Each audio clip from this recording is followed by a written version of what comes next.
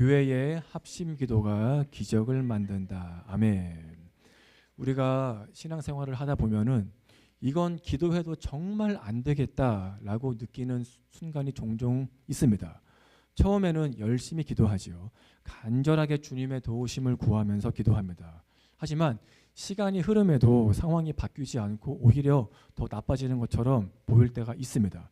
그때 우리의 마음 가운데 이러한 생각이 조금씩 스며듭니다. 하나님도 어쩔 수 없으신가 봐. 이미 다 끝난 건가? 우리가 이렇게 느끼는 이유는 우리에게 믿음이 없기 때문이 아니죠. 눈에 보이는 상황이 너무 분명하고 주위 사람들의 말이 나의 기도보다 더 확실하게 들려지기 때문입니다. 이러한 이유 때문에 우리 안에 늘 두 가지의 마음이 생깁니다. 하나는 신앙적인 마음이고요. 또 하나는 현실적인 마음이죠. 하나님은 살아계신다. 하나님은 지금도 일하신다. 우리의 기도 가운데 함께 하신다 라고 하는 신앙적인 마음이 우리에게 있는지, 아니면은 이와 동시에 상황을 좀 봐라, 이미 해봤자 소용이 없어 라고 하는 현실적인 마음이 우리 안에 있는지.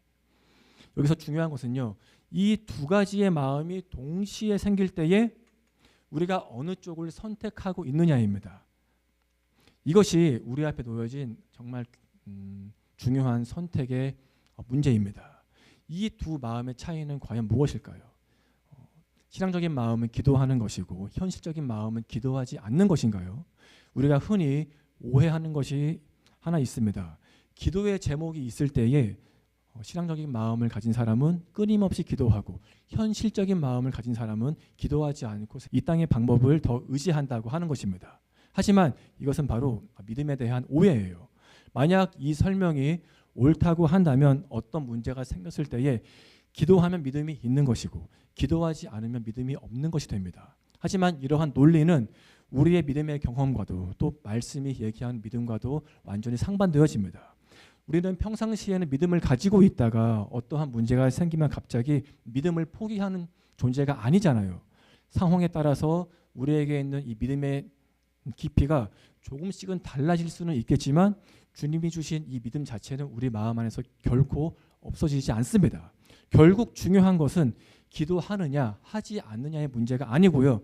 우리가 어떤 마음으로 어떤 주님을 바라보면서 기도하고 있느냐입니다. 믿음은 기도의 양으로 증명되는 것이 아니잖아요. 하나님을 향한 우리의 마음의 방향과 삶의 모습에서 증명되어집니다. 하지만 우리의 삶을 보시면 기도하기는 하지만 우리의 입술과 우리의 마음이 서로 다른 방향으로 흘러가는 경우가 참 많이 있습니다. 겉으로 볼 때는 열심히 기도하는 것처럼 보이지만 마음은 이미 어느 정도 포기한 채로 기도하는 것과 같은 것입니다. 우리가 이러한 마음으로 기도할 때에 우리는 스스로 이렇게 얘기하곤 하지요. 기도는 하지만 너무 큰 기대는 하지 말자. 내가 기도하기는 하지만 솔직히 잘 모르겠다. 하지만 말씀은요, 분명히 우리에게 이렇게 얘기합니다. 하나님은 형식적인 기도가 아닌 믿음으로 고백하는 기도에 응답하신다. 어떤 작은 교회의 이야기입니다.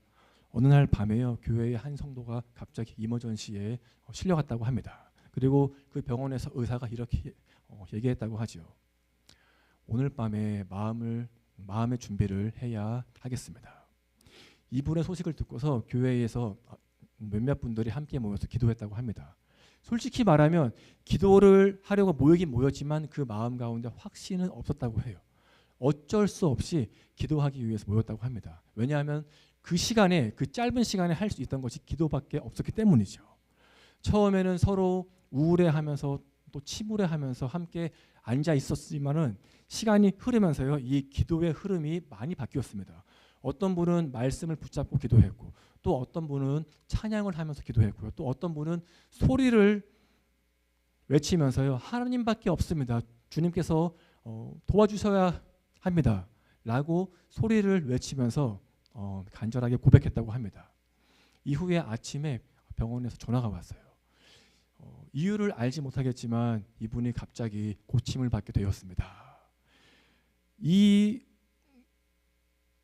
기도의 제목을 우리가 그분들이 알고는 있었지만 그분들이 했던 것은요, 단 한 가지였어요. 기도밖에 없었습니다. 그분은 결국 회복되어서 지금도 열심히 신앙생활을 하고 있다고 하죠. 그때 그 교회에서 함께 기도했던 어떤 분이 이러한 고백을 했다고 합니다. 내가 잘 알지는 못하지만 우리가 함께 기도했기 때문에 하나님이 이러한 응답을 해주신 것이 아닌가라고 확신합니다. 우리가 이 이야기를 통해서 한 가지 질문을 할 수 있습니다. 이러한 기적이 생긴 이유가 무엇인가? 아마도 많은 사람들이 이렇게 얘기할 수 있겠지요. 기도해서, 아니면 간절해서, 아니면 그들의 눈물이 쌓여서. 하지만 성경적으로 보면요, 그 교인들의 기도의 핵심은 기도의 어떠한 테크닉이나 감정의 깊이가 아니었습니다. 핵심은 바로 이것이었어요.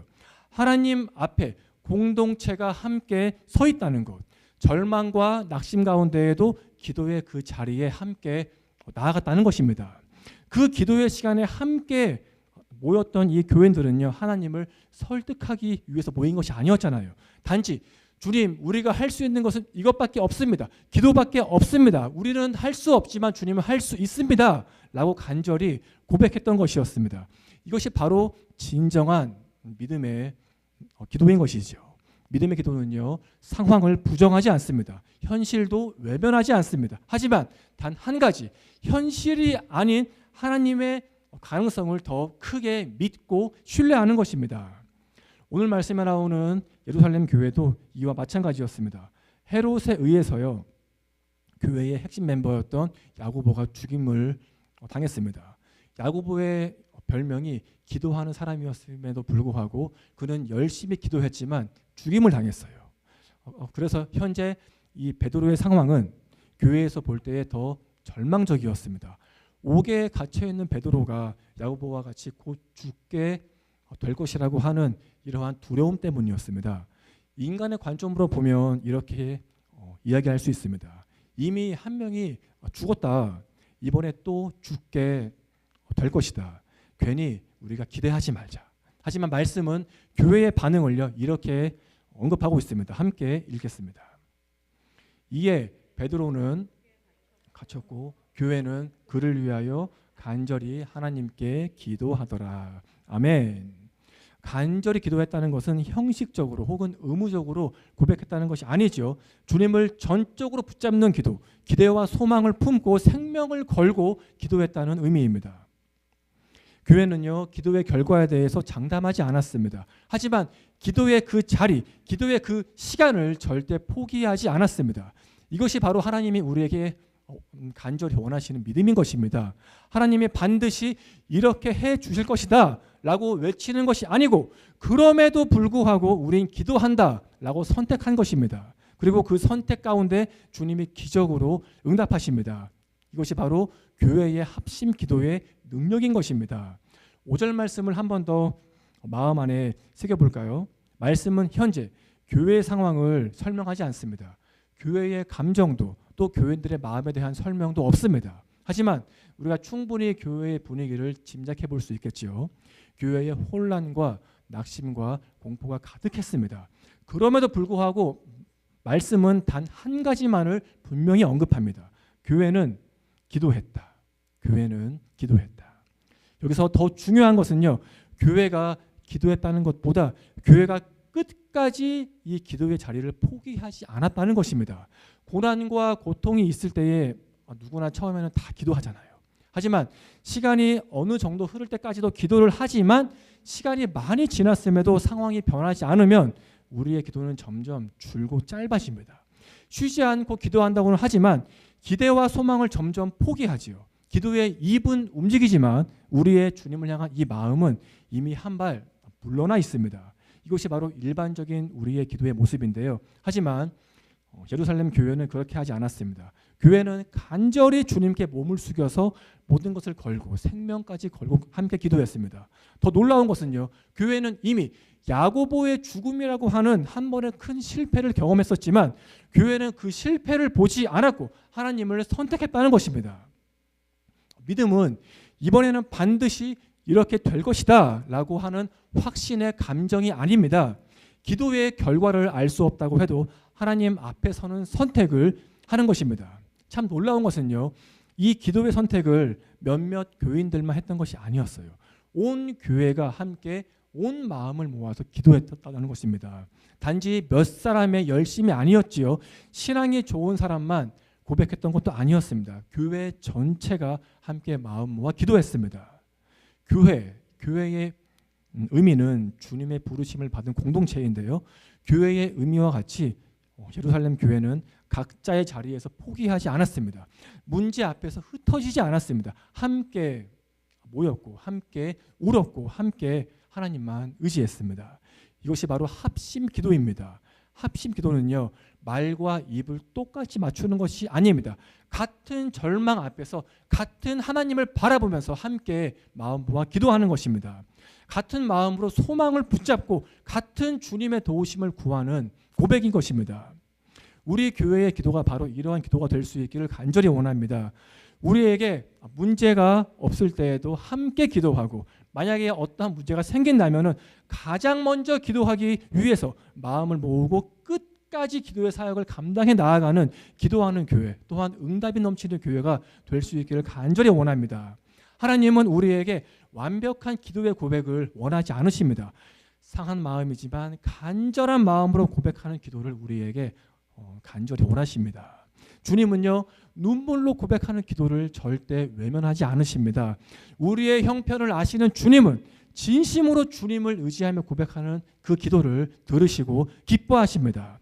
그러므로 우리 교회가 잘 꾸며진 말보다 하나님을 향한 참된 마음으로, 형식이 아닌 우리 안에 있는 간절한 마음으로, 습관이 아닌 뜨거운 마음과 열정을 가지고 기도하며 무엇보다 하나님이 기뻐하시는 간절한 기도의 고백을 할 수 있길 간절히 원합니다. 그리하여서 우리 선한 목자 교회가 눈물로 기도하지만 결국에는 응답으로 끝나는 하나님의 은혜와 놀라우신 기적의 역사하심이 우리 가운데 충만하게 임할 수 있기를 간절히 소망합니다. 이렇게 교회에 기도가 쌓여져 갈 때요, 하나님은 교회의 기도 가운데에 예상하지 못한 방식으로 응답하십니다. 6절부터 말씀에서요, 말씀의 중심이 완전히 바뀌죠. 이제는 교회가 무엇을 하는가가 아닙니다. 이제부터는 하나님이 어떻게 그 교회 가운데에서 일하시는가에 대해서 이야기를 이어갑니다. 옥에 갇혀 있었던 베드로, 그는 지금 쇠사슬에 다 묶여 있습니다. 내일이면 야고보와 같이 목숨을 잃을 수 있는 그러한 상황에 처해 있지요. 하지만 그는 지금 뭐하고 있지요? 아주 잘 자고 있습니다. 우리는요, 이 장면을 절대 쉽게 보면 안 됩니다. 잠을 자고 있는 이 베드로의 모습을 한번 보시면 왠지 모든 것을 포기한 사람처럼 보입니다. 얼마 전에 야고보가 죽임당했지요. 자신은 지금 옥에 갇혀 있지요. 아무것도 하지 못하게 쇠사슬에 지금 얽혀 있습니다. 어떠한 희망도 어떠한 소망도 없어 보입니다. 하지만 베드로의 이 행동은요, 결코 체념이 아니었습니다. 포기해서 잡는 것도 아니었습니다. 주님께 모든 것을 맡긴 사람만이 가질 수 있는 깊은 안식과 평안이었습니다. 이 잠들다의 의미는 바로 걱정과 공포가 없이 깊게 잠들다입니다. 우리의 경우에도요, 잠자기 전에 마음이 복잡하거나 혹은 걱정이 정말 많이 있으면 잠을 설치잖아요. 잠을 잘 못 잡니다. 마음이 평안하지 않으면 베드로와 같이 깊은 잠을 절대 잘 수 없습니다. 그가 얼마나 깊은 잠을 자고 있나요?